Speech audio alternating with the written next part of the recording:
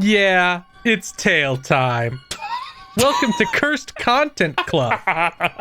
The only club where we watch horrible things. With me, as always, are Dan and Bob Video Games of GigaBoots.com. I'm so confused, Bob. Is Gex actually played by Mike whatever? Yeah, baby. And KZ Excellent from KinoRawGoatswag.com. Yeah, baby. Because of certain tail time related things that will be happening sometimes around when you hear this, we are foregoing other plans we had that would have hurt less probably to watch Austin Powers Goldmember, what is almost assuredly the worst of those three movies. Absolutely. I remember there are about 8 really funny minutes in this film that landed the first time I watched it. Then it didn't land the second time I watched it when it came out on home release. And the rest of it was so bad, I just returned it to Blockbuster without finishing watching it. I'm so excited. I hope to God I'm wrong. Right? KZ, what's your history with this movie? Well, let's see. I watched it when I was turning 11. And I thought it was great. So that means I'm going to hate it by the end of this film. So, was Goldmember R?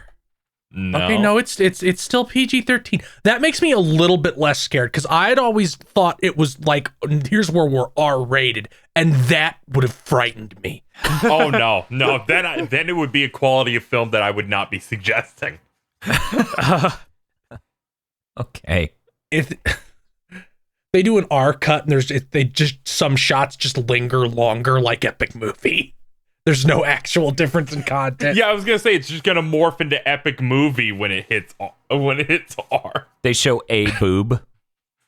Like they show fat bastard nuts, and that's what gets them the R. And he starts eating human shit. No. We're done playing platonic games for a while. I'm sorry, rare games for a while. Thank you. No Sea of Thieves for you. Should we go watch the movie now? Oh, I get a choice? No. I mean, you don't. Damn it. I can't. You know, after like 40 episodes of this, he finally gave us an out. No, your choices are stay in the segment with dread or go watch it. Well, I do like ripping off bandages, and this show is about content that involves ripping like toenails. Let's get to it. Be careful. There's a lot of hair there. Well, if you'd like to rip off this bandage with us, you can go to our Patreon at patreon.com/GB podcast. For as little as $5 a month, you get every commentary track we make for one of these horrible movies. In addition, you also get cursed content by committee, the same thing as this show, but it's user voted, also has a commentary track. Early access to Mondo Cool and Chugging Bleach, our 2 anime review podcasts, and extended armchair dev pitches from a show called Armchair Devs, where we are, in theory, supposed to come up with a new entry in an esteemed game franchise, but usually we just produce nightmares. That's patreon.com/GB podcast. Now let's go watch Gold Dick. Yeah, baby. Yeah, baby.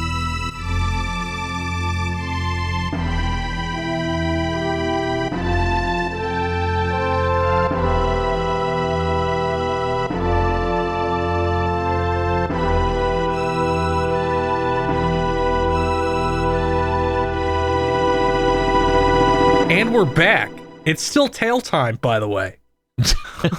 Oh, good. Austin Powers Goldmember is a 2002 movie that is a prequel to the Channel Awesome trilogy of films.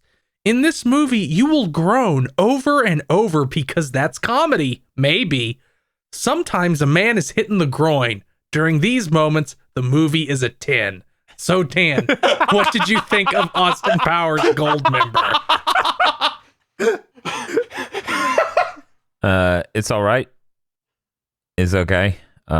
There's some funny jokes. There's some not funny jokes. It doesn't hurt that much. It mostly just stays in that mid territory with spikes up high and slight dips. I'm gonna go ahead and give it a 4. It's not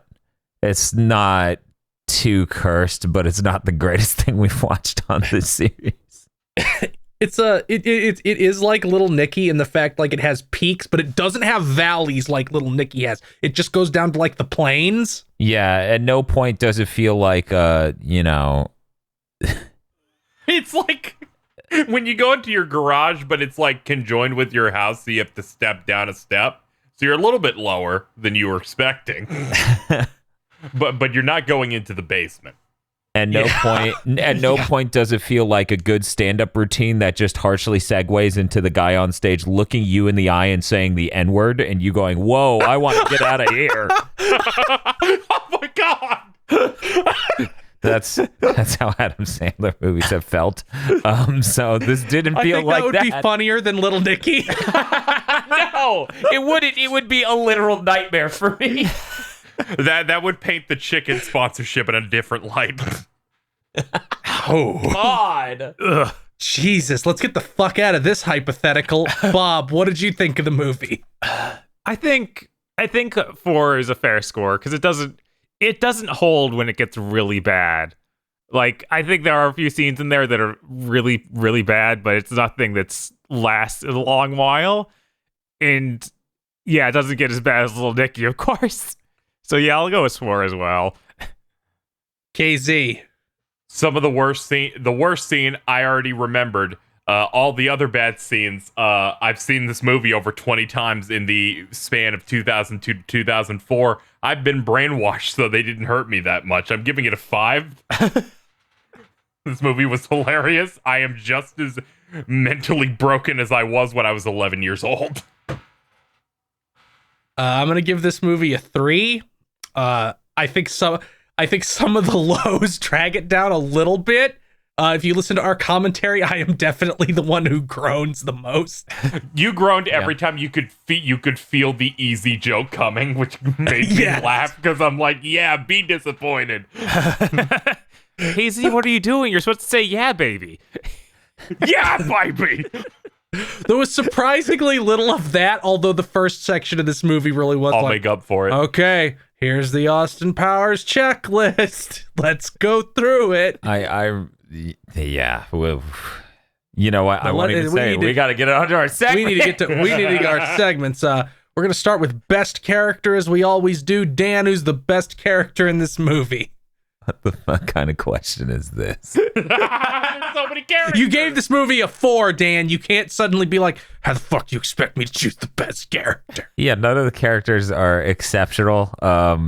They're all kind of just okay. I'm trying to think of which one the best one is. It's like you set me in front of like a standard ass Apple booth and you're like, pick out the best apple. And I'm like, that's weird. I don't see Honeycrisp. There's like a Fuji apple over there. Red Delicious, fuck. You know what? I'm gonna say Dr. Evil. There are multiple facial performances he does throughout the film that are genuinely enjoyable. And you know, Mike Myers tries to make each of his characters facially different in how they express themselves. So it's really good when Dr. Evil does things like accidentally escaping his cell. Yes. He just has that very good facial look. actor. Yes. He's gonna go back in there. He's like, oh, well, okay, I can undo this. One moment. I think there's a lot. I think that's one of my favorite aspects of this film, just how much he over emotes as Dr. Evil. And he has a sort of like almost deer in headlights look the entire film. It's pretty good. This is enhanced by his iridescent blue contact lenses. Yes. Bob. Michael Caine. Nigel Powers.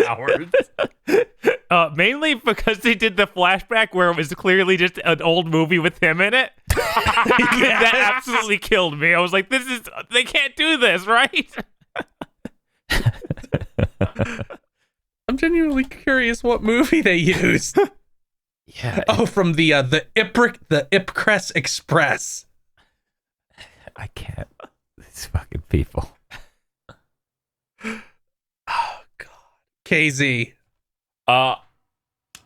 Honestly, Austin Powers, portrayed by Tom Cruise. because I That was- forgot that was a thing and I was dying. That killed me. Yes. You see, there were layers to this because Dan goes, yeah, they're just cribbing the Mission Impossible 2, and I'm like, oh, okay, I can see that. And when he turned around, I forgot. I forgot. Yeah, I And blacked then it's out. just I wasn't expecting it at all.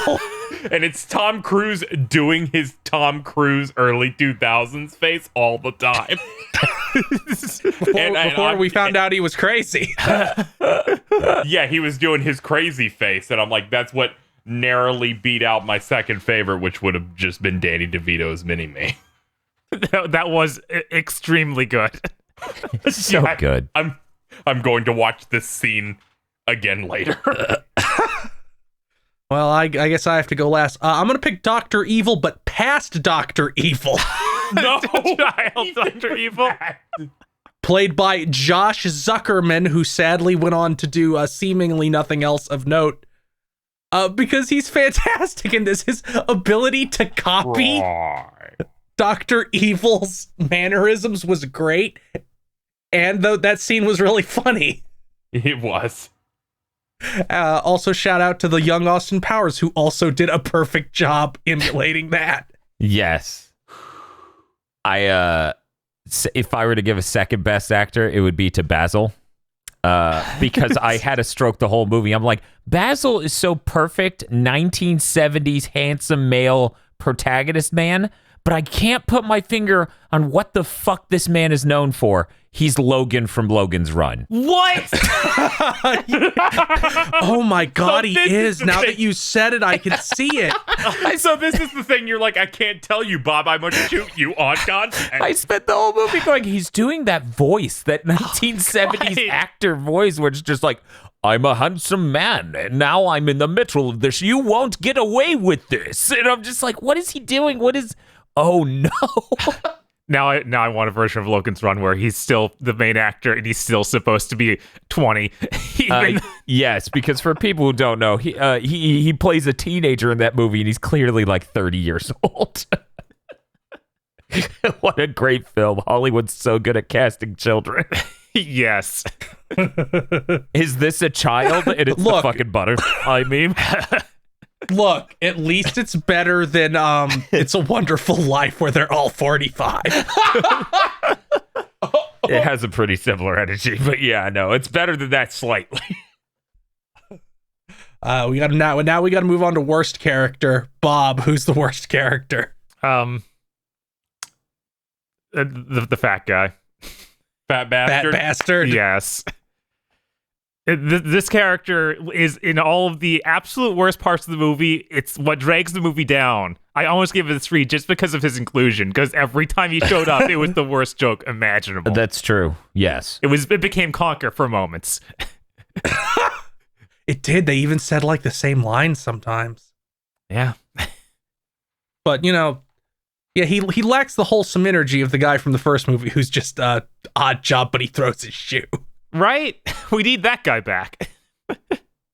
Dan. It's unfortunate. I was going to choose Fat Bastard because of the crapping scene. Yeah. Yeah.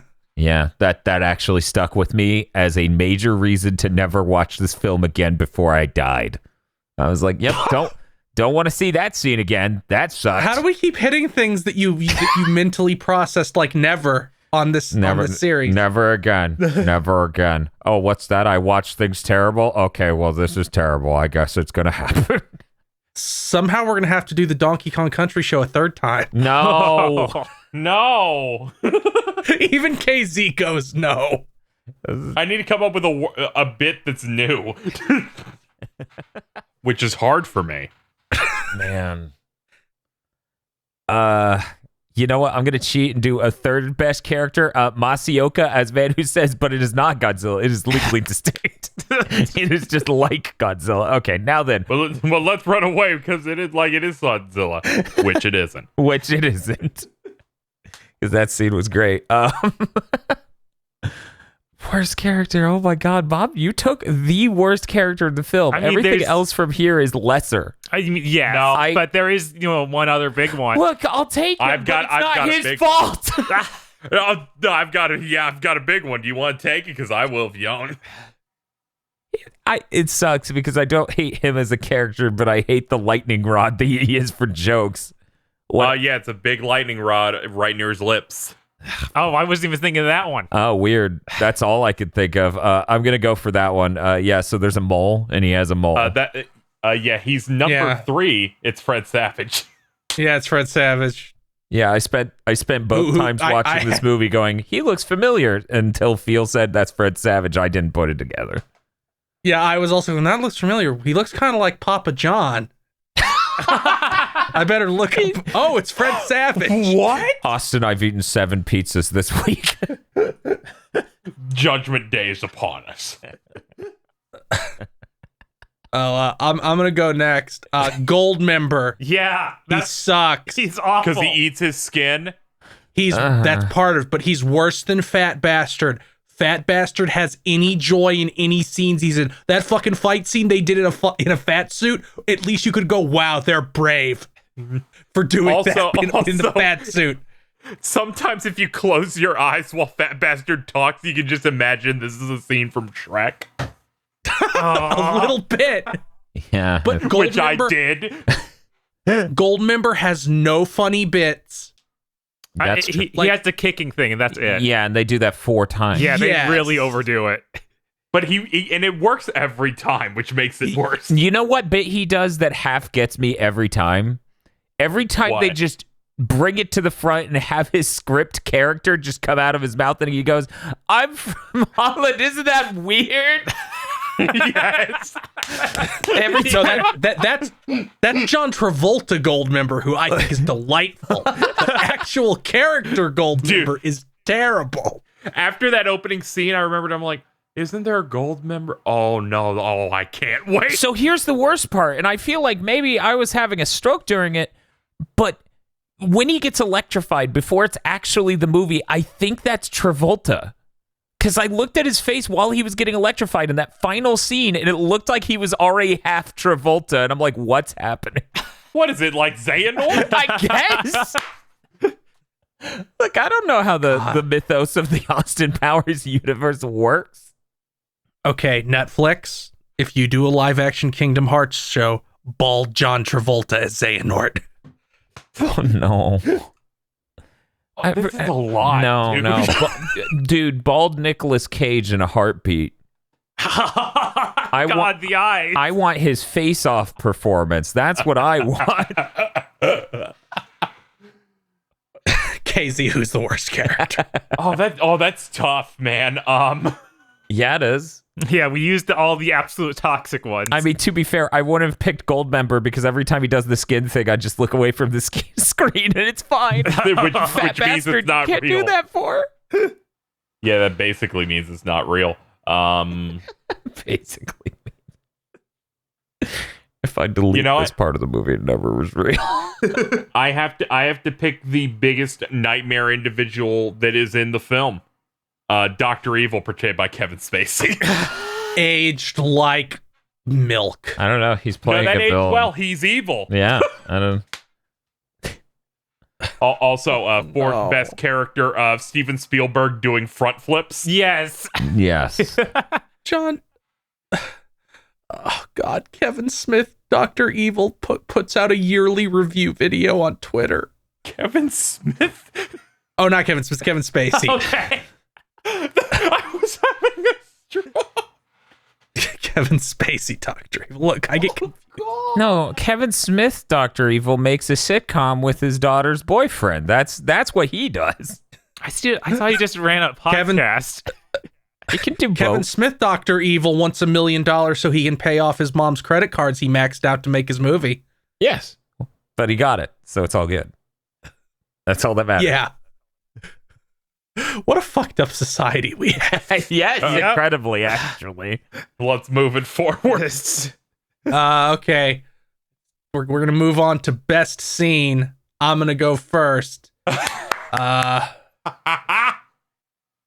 Best scene. Decent amount. I don't want to just pick the easiest one. That's no fun. God damn it. I'm going to go with the scene with them, with Austin Powers and Dr. Evil being at British spy school. That is pretty good. They throw a cupcake in Dr. Evil's head. Yeah, it's pretty good. You learned the dude's called number 2 because he was second best in class. Yes. Yeah, that's very good. Casey, you're up. Oh, fuck. I also don't want to just pick the best scene in the movie. Yeah, fuck it. I'll pick the first scene in the movie. I gotta go with my heart. Yeah. The intro is immaculate. I almost blacked out from losing it over Danny DeVito going, "Hey, asshole!" A mini-me! That is the fun. If the whole movie was firing on those many cylinders, it would be like a seminal masterpiece. It would be my favorite film of all time. The reason they have not made a new one is they know they can't stop that intro, so why even bother? I mean, that's what they should do, though. They should release the 4th one as a film in that universe about Austin Powers. God, that would be pretty brilliant. They should make 4 and just have the new young hip secret agent, Tom Cruise, who is 55. Yeah. Bob. I'm going to take the other best scene in the movie, the subtitle misreading scene. Damn it! Please, eat some That's shit. the only one. That's the only thing I was wrestling with that entire time. It's so good. It's funny because you don't expect it to be good past 1, but no. Right, they keep finding interesting things to put in the way of the subtitles to make very funny things to say. And Austin's reactions are always very good. Would you like to eat this shit? Dan. This is genuinely tough. How about that Godzilla scene? The Godzilla scene's really good, but it's really short. And that's kind of the problem with picking a best scene in this, is that most of them are really short gags. Yeah, like the dude being horrified looking at the physical. Yes. that Austin Powers was doing. Yes. I'm going to go ahead and say when Austin visits Dr. Evil in prison, that is a really, really good scene. Like, remember when I said this? Yeah, I said that. Yes, that is God, really that scene, good. Just one of those little flashes of brilliance. There's so many good bits in that scene, and I do love the flashbacks as well. There are no downsides to that scene either. It's like all good. So it's not like the fight scene with Fat Bastard, where it's like it's in the middle of that. He gets arrested the first 5 minutes of the movie. God, that was also absolutely amazing. See, that was like, really good. Shit. As a singular joke, I almost chose that scene just for that of like, Austin can't stop us. You're under arrest, Dr. Evil. Shit. Yeah, I think that the rest of that scene being kind of mediocre makes that amazing. Yes, exactly. It weakens the rest of the clearly scene. their intent. Yes, Where it's like absolutely. retreading every old bit that we do, and then it just says, well, fuck you, it's different. It's really good. It's really good. I would have given second place to, I believe his name is Nathan Lane. I'm going to look it up to be positive. Yes, Nathan Lane being the body double for Beyonce as he talks to Austin Powers is a really incredible scene, and I love Nathan Lane and everything I've ever seen him in, so...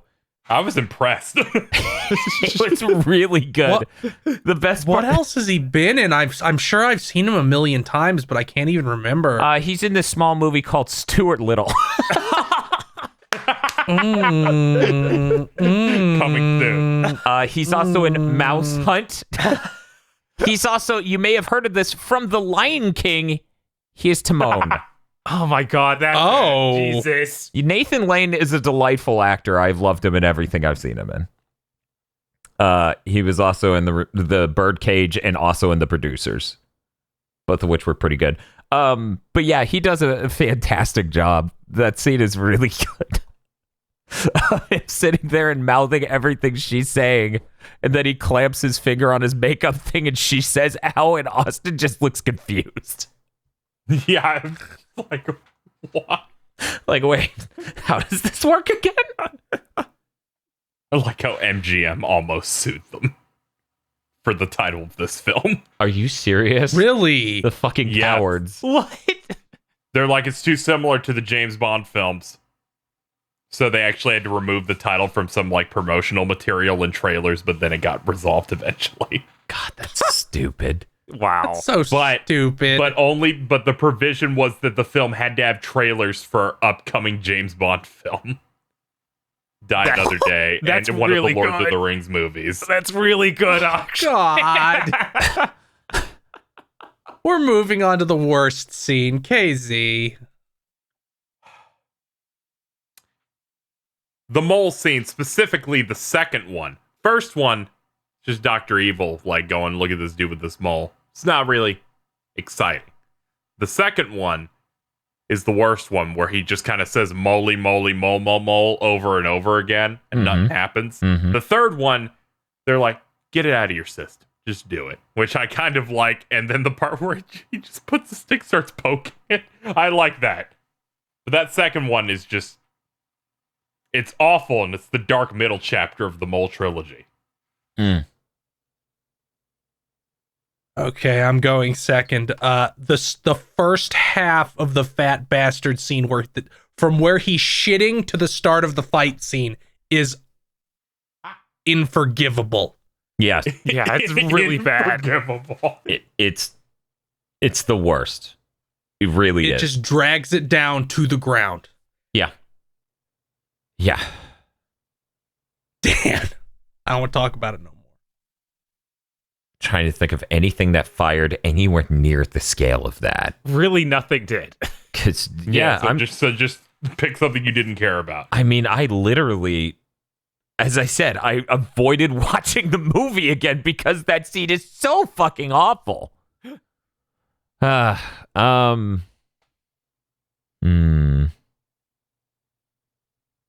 I'm gonna say the Hard Knock Life thing. I never thought that was especially funny, and it keeps going for a bit. There's a little bit of the funny bit at the end where they're spinning on the ground, and Mini-Me can't spin Dr. Evil, but that's like, I like they're being green screened on the electric orb. Yeah, I think some of the I like the green screen help. effects because I think they're specifically supposed to look shitty, like a Shirley Temple movie. yeah, it genuinely. I don't know. I thought, like, oh, this is kind of a mid moment in this movie. It kind of has a lot of money behind it too. That's weird. And then the song was released separately and it got radio play at all. And I'm like, oh no. What? So yeah, not a fan. Genuinely might be the next worst scene after those two. Bob, you get to lead us out. Well, you see, the main villain, Goldmember, he has this scene where he peels off a really big chunk of his skin, Yeah. and then he puts it in his mouth. Yeah. And it's really bad, and it made me almost throw up. So which time? The one at the end, because that's the biggest chunk. That's the one where he's just straight up eating it and going, that was good, real salty. Yes. That one was really bad. Impressively horrible. Well, that's our segments. Does anybody have any final thoughts about Goldmember? This was a lot better than I thought it would be going back to it. I think I mixed this in two and just got the worst parts in my head.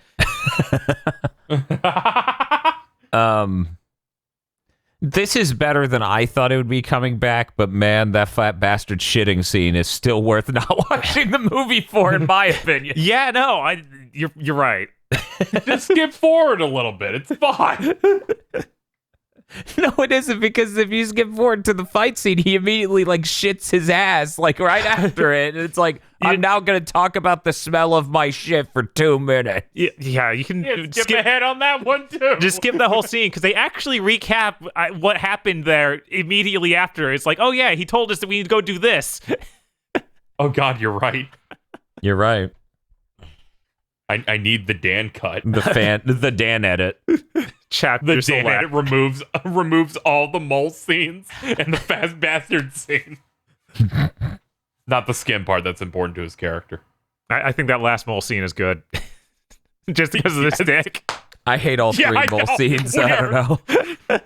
We are in solidarity on that. I appreciate the fight scene happening while the mole's on the phone, so I'd have to keep that. Right. See, that all comes together. That shit was unreal. Yeah, showing him in the bag and hitting him with stuff. Oh, swinging the bag around almost killed me.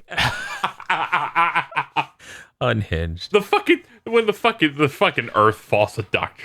Evil's head, and then the little meteorite hits him in the nuts. This is a pretty good scene. This hurt less than I expected, which is good because it was my fucking idea. Please enjoy this along with Gex. Yeah, You literally went, I hate suggesting this, but Dan, can you fast track us watching this? I'm just glad that the other Austin Powers movies are not more cursed than this, so this is it. We're in the clear. Yeah, no more. We don't need to do any more. We're clear. Unless they actually make 4. I'm going to go ahead and say they won't. What are you talking Seth about? Green That's a spoiler cast, not a cursed content. Yeah, that is true. But Seth Green has said, I haven't heard anything about a sequel in 7 years.